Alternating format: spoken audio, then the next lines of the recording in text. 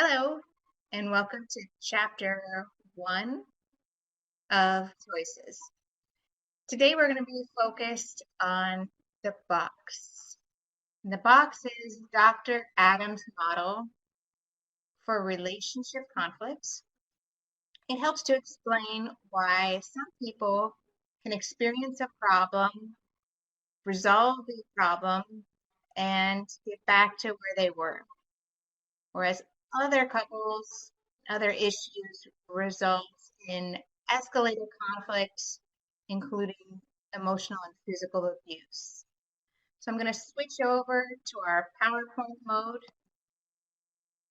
You can expand the PowerPoint by hitting the full screen button in the top right corner.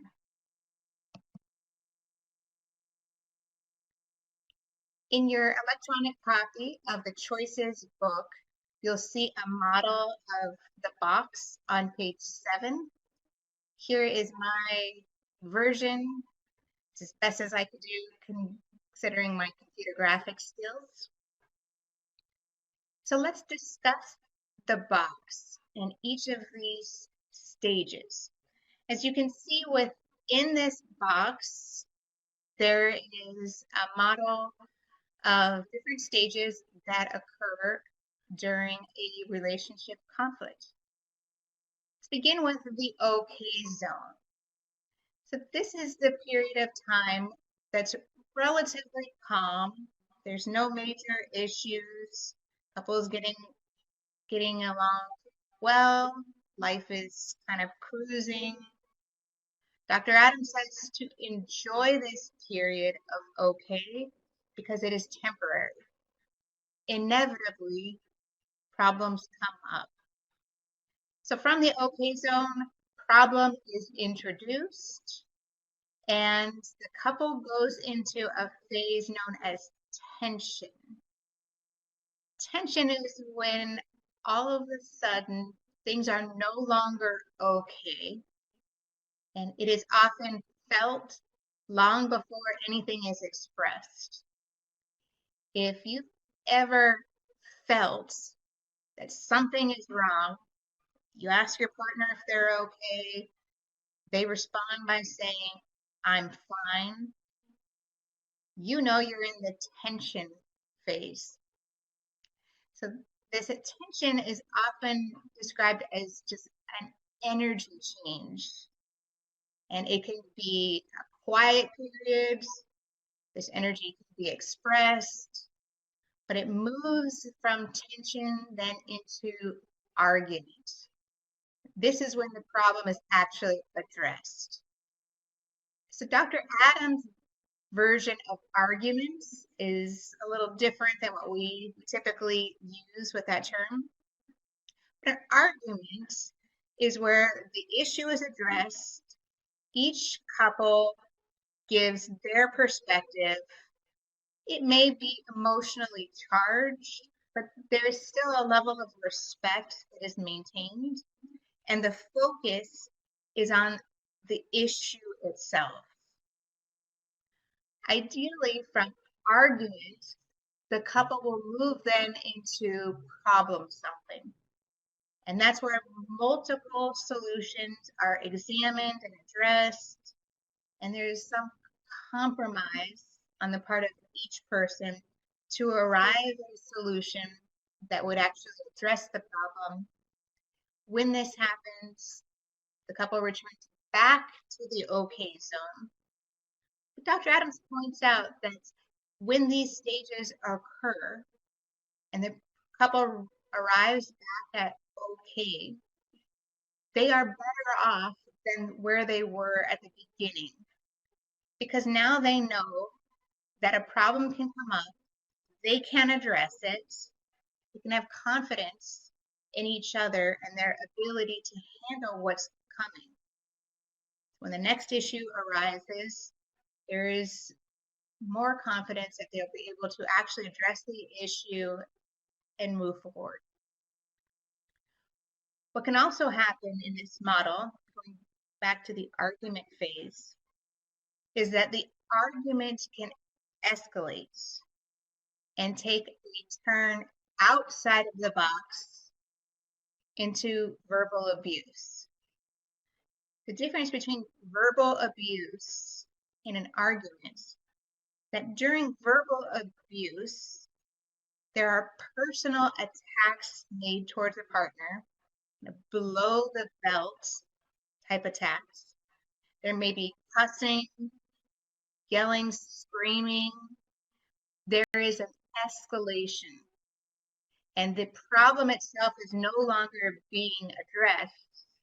The partners themselves are being attacked.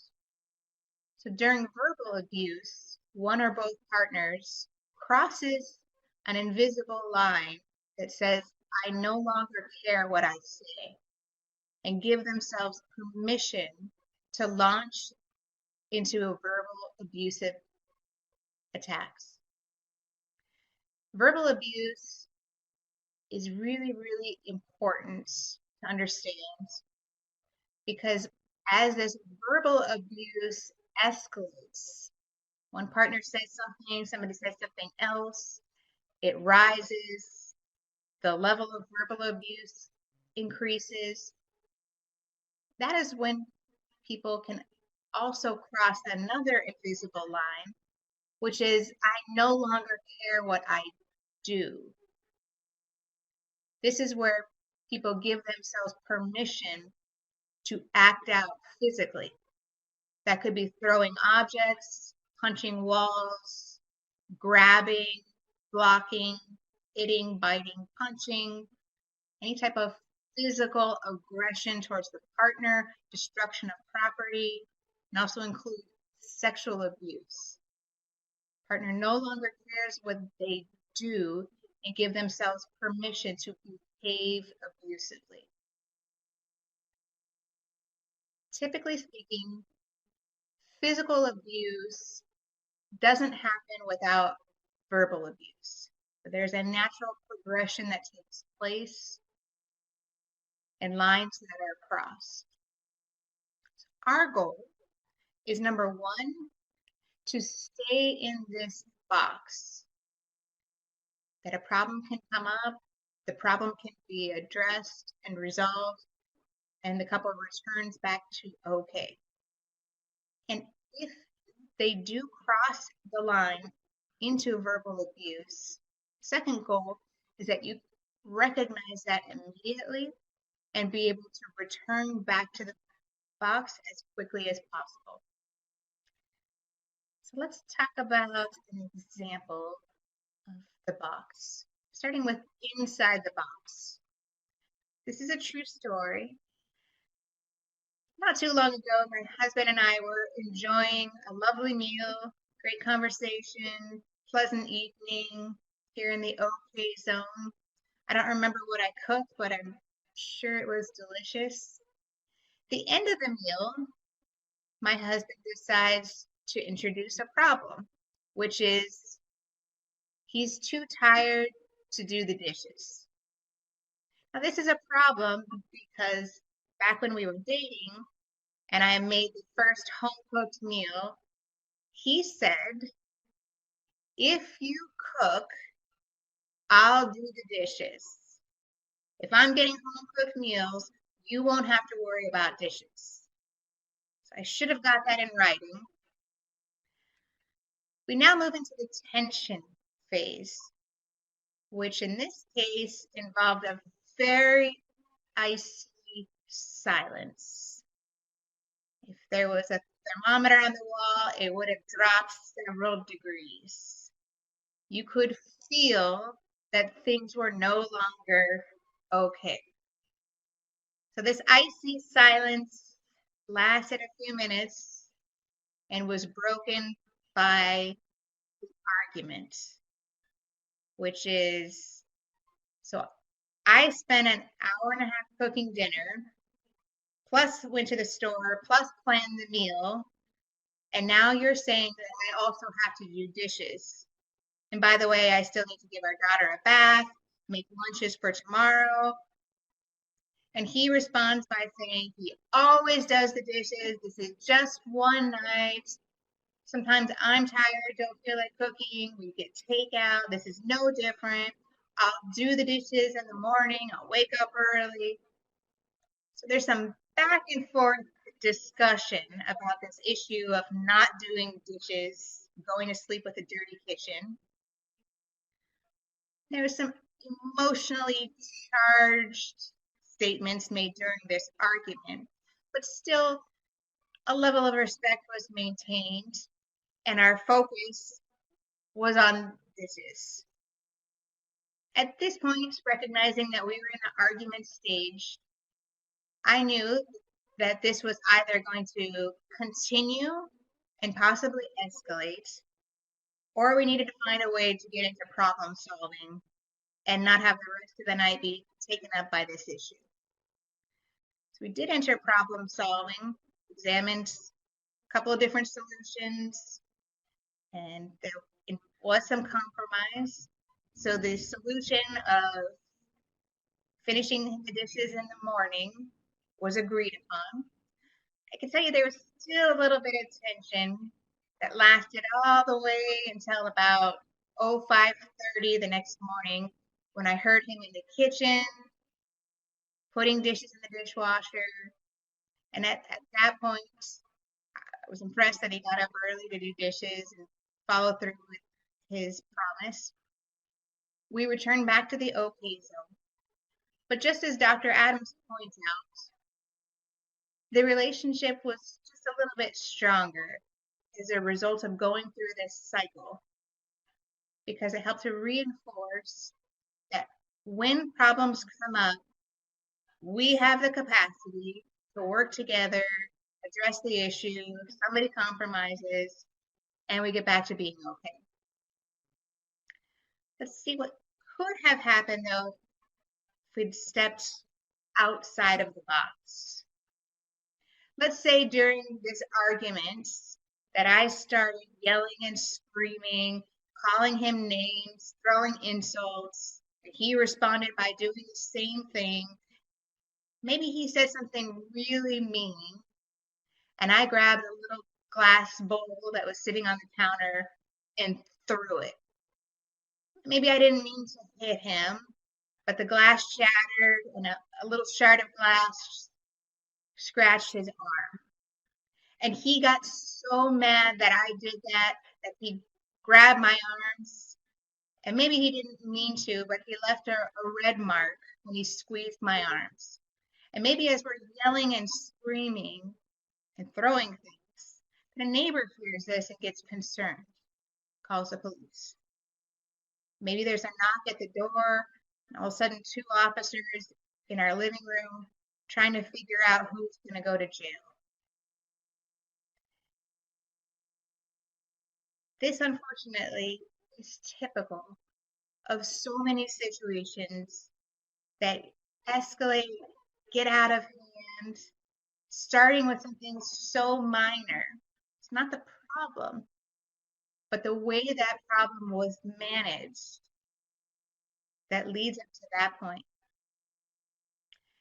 So here's what we're doing in this class. We're going to be looking at strategies to stay inside the box. But this escalation doesn't happen. Issues get resolved, and the couple becomes even stronger as a result. Let's talk a little bit more about what happens during relationship conflict. Our bodies are primed for survival.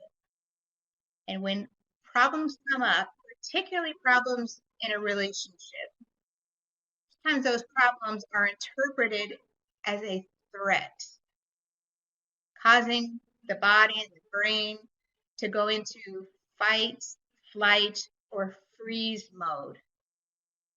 When this happens, our brains and bodies are flooded by stress chemicals meant for survival. And this flooding causes rational thought to decrease and our capacity for problem solving to diminish as the body is preparing to keep us alive.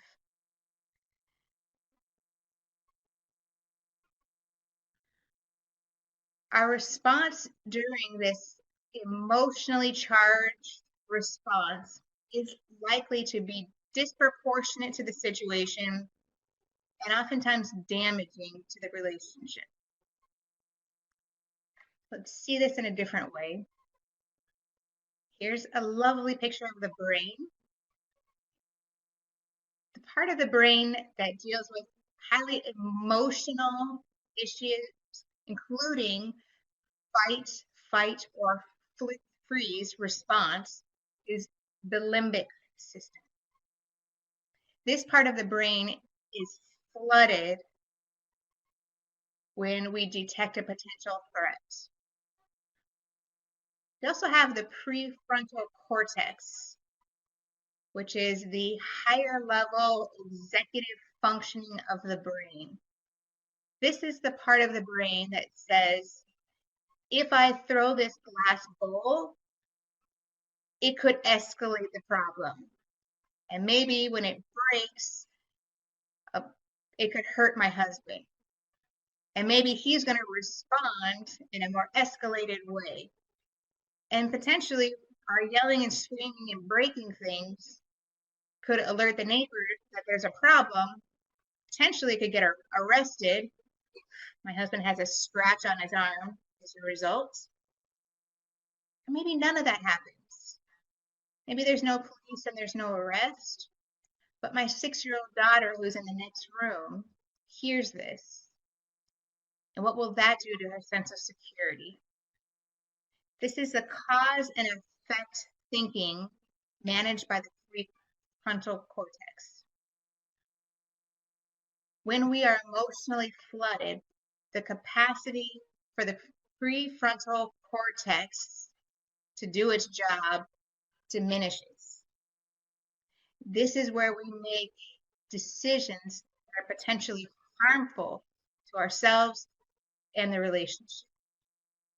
So our goal in this class is to strengthen that prefrontal cortex so that the decisions that you make are in your best interest.